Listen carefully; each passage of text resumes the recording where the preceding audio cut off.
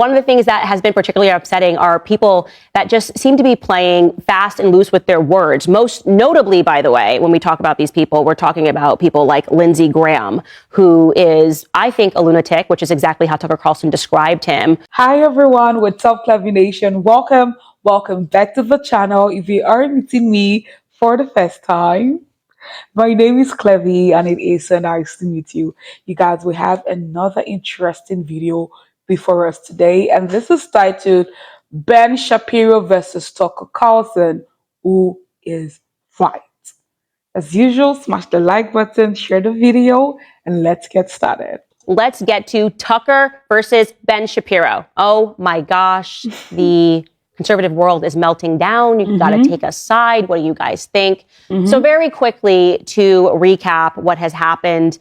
Obviously, Tucker Carlson and Ben Shapiro have different political philosophies. Tucker Carlson, I think, very much agrees with me. And I would say, as we talked about earlier in monologue, now Matt Walsh, that we just shouldn't be sending any foreign aid.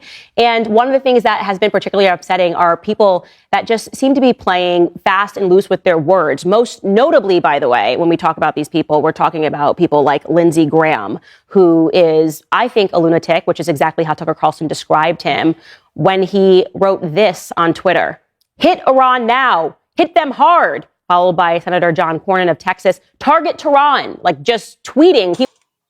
Hold on.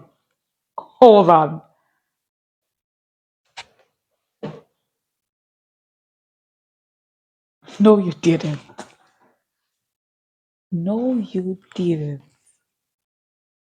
Ooh. Letter in our government, bomb a country. Like, obviously, that's going to put Americans in war. And Tucker Carlson was explaining in a recent interview to Russell Brand why that sort of language upsets him. Because, like I said, he replied to that tweet and said, "Effing lunatics," right? Here's what Tucker Carlson had to say. You know, I've got 4 draft-age children.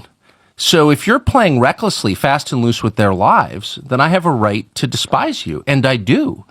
So if you're Nikki Haley, who's running for president, or Ben Shapiro, or half the people I see on television casually mentioning the possibility of nuclear war, or sending Americans to fight in the Middle East, or in any way involving us in a war that has nothing to do with prosperity and peace at home, nothing, in other words, to do with us, Americans, then I have a right to call you out and be really offended, because it's my family. They live here. It's not a joke to me. There's nothing abstract about it. And in reply, Ben wrote this on X. He wrote, "Tucker is simply lying about my positions. I've been calling for an..." Okay. Tucker is simply lying about my positions. I've been calling for a negotiated end to the Ukraine war, freezing the lines of conflict since early on in the war. I have never called for American boots on the ground in Ukraine, ever. I have never called for American boots to defend Israel, ever. I've invited Tucker to sit down multiple times over the past few weeks to clear the air and discuss our differences. He said he's willing, but his team has told us that he's busy for months because of all of his foreign travel. That offer remains open. So here's what I would say. I think that in that clip, he wasn't just calling out Ben. And so I think that we're kind of conflating, because Ben has a different position, obviously, than people like Nikki Haley or people like Lindsey Graham, who, as I just showed you, Tucker responded to. And there's varying extremes across that platform, which I would say Lindsey Graham represents the craziest extreme ever. He would quite literally put your children in war. And that's who I think Tucker is loosely referring to. Ben definitely, certainly, at least as much as I have heard it, I've never heard him advocate to put boots on the ground. So he's being honest when he says that he has never personally advocated for that. But Tucker is just referring to a bunch of people who, as I said, have varying degrees of sentiment. Ben obviously has been very open about the fact that he does support foreign aid packages. He believes that to some extent America has to do this to preserve freedom in the world. I don't want to put words in his mouth, but he, if you listen to his podcast, has an explanation for why he does think that we should be involved in terms of sending money to assist certain countries.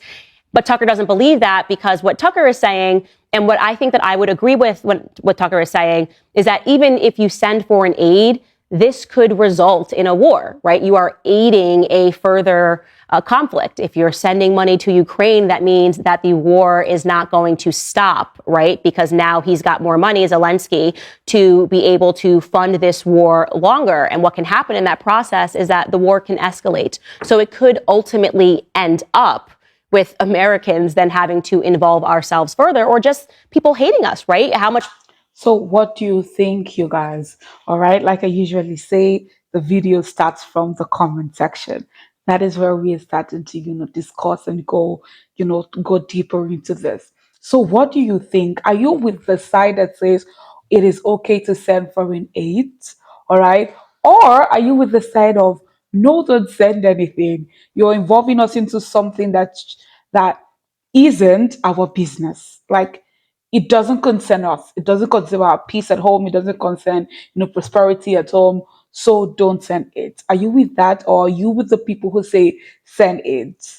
Because from what Candace Owens says, she's saying that if you continuously, send aids, you are furthering, the conflict, you're furthering the war. It's just like you're assisting for them to carry out whatever it is they are continuously carrying out.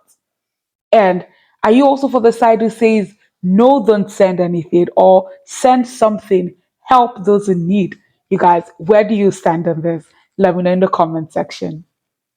Money are we going to send before maybe Putin snaps and gets upset, or people in the Middle East get upset and decide that they want to enact terror on American citizens, especially with this wide open border? It creates us just having a lot of enemies overseas. And I think that that's probably what Tucker is trying to say, that any level of involvement puts Americans at risk, and he has boys that might have to somehow be involved.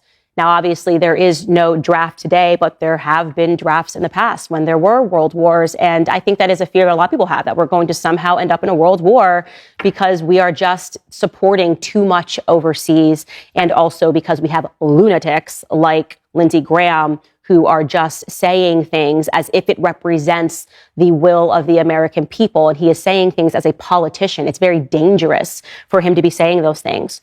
So I think ultimately what will happen in this process is, first and foremost, obviously, Tucker believes in free speech. He believes in disagreements. And eventually the two of them will sit down and Tucker will explain his position further, and he's not going to bend on it. And Ben will explain his position further, and he's not going to bend on it. And people who respect Ben's positions are going to follow Ben, and people who respect Tucker's positions are going to follow them. It doesn't necessarily need to be read like a world war. It just needs to be read that we are not a monolith in the conservative movement, and we all think different things, and different ideas and different thoughts should just be permissible. Okay, what an interesting and informative, video. Like I said earlier, please, you guys, try to be respectful in the comment section. As usual, not everyone will agree with your own opinion, but it still doesn't mean, like, we can all leave. You can have your opinion, I can have mine, and we can both coexist. That's what I want people to know. But when you start fighting and doing all of those in the comment section, it really defeats the purpose of this video, and that is to converse, to have that conversation.